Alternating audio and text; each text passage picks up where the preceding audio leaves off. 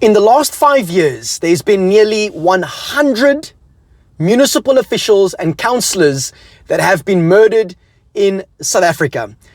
This is shocking news, and this deadly game of corruption, contracts, and control is literally busy eating away at this beautiful nation of South Africa that you and I essentially call home. Again, I want to make it very clear that I love this beautiful nation, and my heart aches, my heart breaks for what is busy happening in this country. Remember, this is God's nation. This is the greatest country ever. And again, not because of our politics, but because God has got a purpose, a plan, and a destiny for this beautiful nation. And that's why we do these videos. That's why we have the William Moises show, because we are trying to expose what is busy taking place and what's busy happening, so we don't live in a cave somewhere, but not only expose it, but hopefully share solutions with each and every single one of you watching that will equip you, that will empower you to play your part in the rebuilding of this beautiful nation. So hey, if we're just meeting now for the first time, my name is William Moises and welcome to the William Moises Show. Go ahead and hit the like button over there, drop your comments down below, please subscribe and share this video far and wide. And let's dive into some of the news sources and news briefings over here regarding the situation. It's shocking, I must be honest. But yep, in the past 5 years, there were 37 municipal officials and 59 councillors murdered across South Africa. In Gauteng alone, 11 officials were killed between 2019 and 2024. This is according to the Mail and Guardian and one other particular news source. Secondly, these killings are not random accidents. Again, guys, listen, there's a difference between murder versus killing. Massive difference. The Bible teaches us, thou shalt not murder. Murder is something that is done intentionally. It is maliciously done. It is preempted. It is premeditated. You literally had a plan to take out someone and to murder someone. Killing someone is where there was an accident that ultimately took place, or for example, if the country operates on a death penalty situation where the government enforces capital punishment, that is a killing that takes place. But murder is intentional, murder is preempted, murder is premeditated. So you literally took the time to think about how you were going to wipe out a particular individual. So I just wanted to clear that up over there, and hopefully that helps and assists in a big way. That's why I'm a firm believer in the death penalty coming back to South Africa. Okay? Because of this very reason over here. It is righteousness that exalts a nation, and the exact punishment to take place when you have preempted in taking somebody else's life, the truthful punishment towards that is life for life.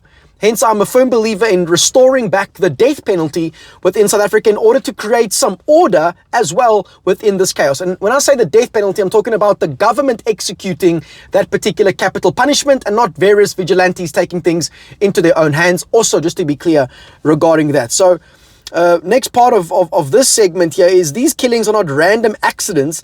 Many are linked to corruption, tender fraud, contract kickbacks, and syndicates within local government. I mean, we've got the entire Madlanga Commission. It's also busy happening and taking place. And I'm just really trusting that great justice would essentially be served, because it's kind of like, how many blows does this country still need to take?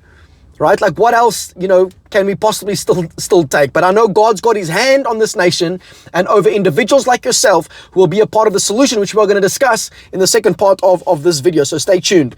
For example, we'll give an example of what I mean by that particular statement regarding the corruption, tender fraud, and counter or contract kickbacks. One well-documented case is Babita Dekaran, a Gauteng Health Department official who exposed irregular hospital contracts, was assassinated in 2021. So there's an example regarding that. And then research also shows the violence is often about control of tenders, service contracts, municipal budget flows, and punishing those who stand in the way. That shouldn't stop us from standing in the way, because again, this country is essentially worth fighting for.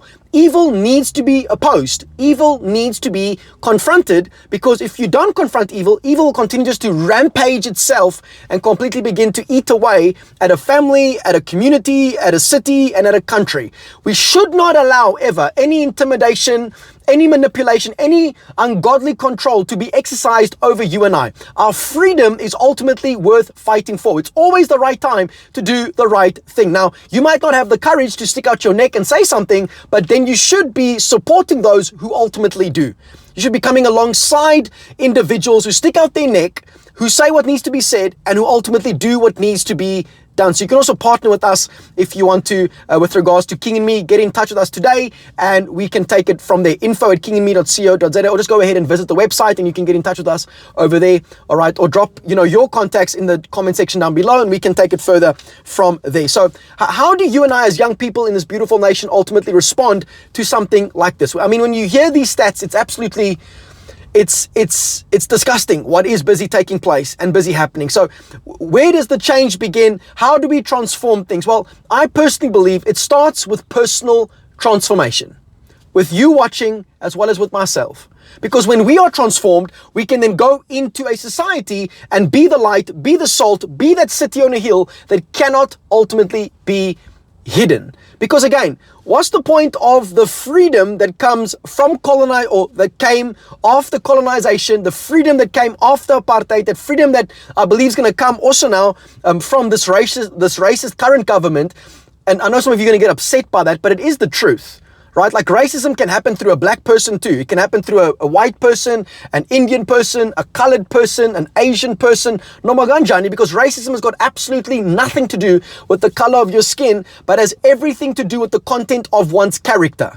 If your character is corrupt, chances of you turning out to be racist and hating someone else based off of something as stupid as their skin color is very likely. So it starts again with you and myself, personal transformation. Because what's the point of being freed from corruption, being freed from apartheid, being freed from a corrupt, socialist, ungodly, wicked government, all right, that's turned its back literally on God?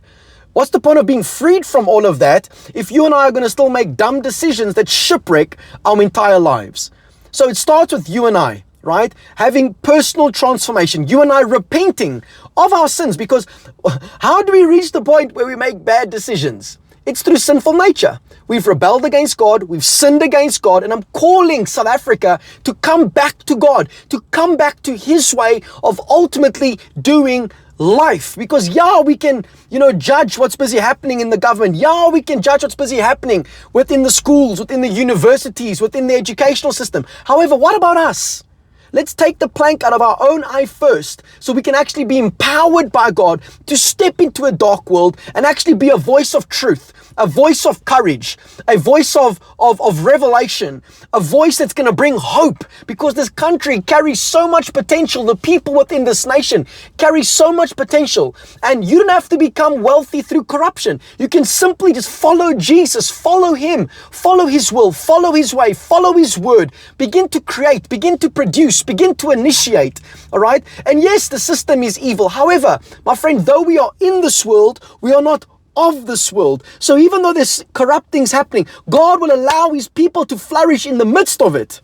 Because again, through that persecution, we begin to grow. Through that persecution, we begin to mature. Through that persecution, we begin to arise and arise and arise and arise. Because you know what a corrupt government is afraid of, like I've shared before in previous videos? A corrupt government is absolutely petrified of citizens in that country worshipping God and not the government. They are petrified of citizens that are dependent upon God and not the government. They are petrified of citizens that are empowered by God and not enslaved by the breast of the government. And this is why I'm imploring you to take personal responsibility. We cannot allow the government to creep into our freedom. Your freedom is worth fighting for. It's worth fighting for, my friend, because these individuals that have ultimately been murdered here because of corruption, because man has turned his back on God, those individuals have families. Those families are affected now because of this, because we've been quiet for too long. So within our families, when you see corruption, speak up, right? When you see corruption within your community, speak up. And by the way, if you don't want to speak up, all right, get someone alongside you that will speak up and will say what needs to be said. And let's co-labor. Let's work together to rebuilding this beautiful nation, because things can't carry on the way they can't carry on the way they're busy carrying on. It can't. Something must be done. It is righteousness that exalts a nation, but sin destroys a people. It starts with you. It starts with me, because as we are transformed, we can go into our families and see our families transformed. We can therefore see our communities transformed. We can therefore see our cities transformed, our towns, our villages, our townships be restored. Okay? And as we see that, we can see our country be restored, because this nation is worth fighting for. Thank you guys for watching. If you got something out of this video, please share it far and wide with young people excuse me, in this beautiful nation. Get in touch with us today also at kingandme.co.za, where we can get you activated, where we can get you empowered, where we can get you equipped, where we can get you educated so you can continue to progress moving forward. So you can be a part of the solution, so you can become a giver, not a taker, so that you can become a builder and not a breaker. It's time for you to shine. Subscribe also, and then also drop your comments down there below, and let's be a part of the change.